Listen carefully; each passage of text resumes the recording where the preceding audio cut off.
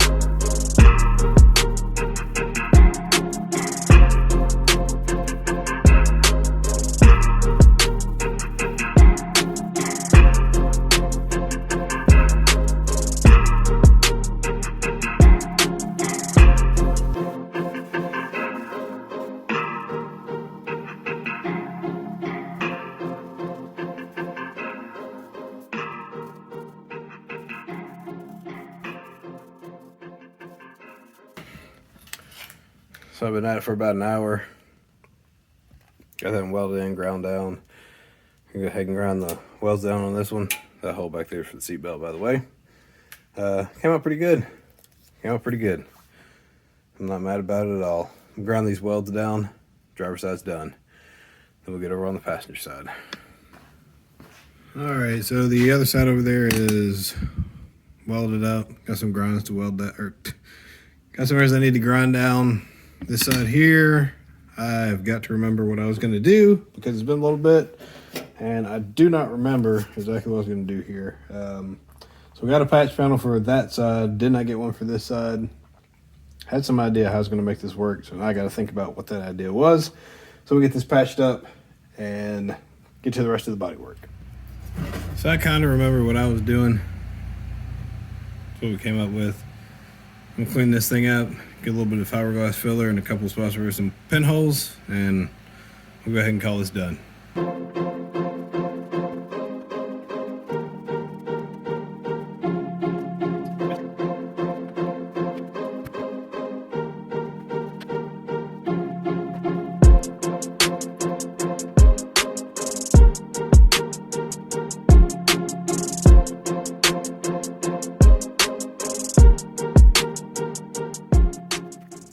That doesn't look so pretty right now, but it'll be fine when it's done.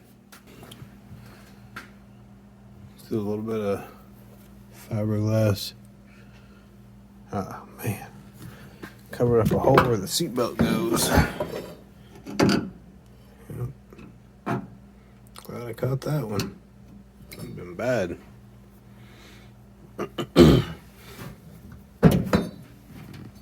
Anyway, got all covered up here. Let this harden up, and then I'll come back, hit it with the sander, smooth the edges down. Then we'll go ahead and paint this entire cavity black. I already got that ground down. That's prepped. Got that side prepped over there. I went ahead and added some fiberglass filler to this side of the floor. There's some little pinholes just kind of peppered throughout. This is a quick way to remedy that issue. The floor fan wasn't really structurally compromised, but figured I'd just go ahead and do that, and then we'll make sure we paint the underside of the car, and I'll get everything sealed up, keep it from deteriorating any further. I'm gonna let this dry up. We'll hit it with a sander real quick, and then we should be ready to go ahead and paint this entire floor, get this black, and then we'll move on to the next thing. All right, so we got our prep work done. Did a little bit of fiberglass filler here and over there. And my hands are a little dry from all the sanding. Anyway, we're going to be using this for our floor coating. This is Rust-oleum Professional High Performance Protective Enamel. This is the 777-9402 Gloss Black. So I take this and I thin it down 1:1. Sometimes a little bit more. Generally speaking, about a 2-second drip off the stick.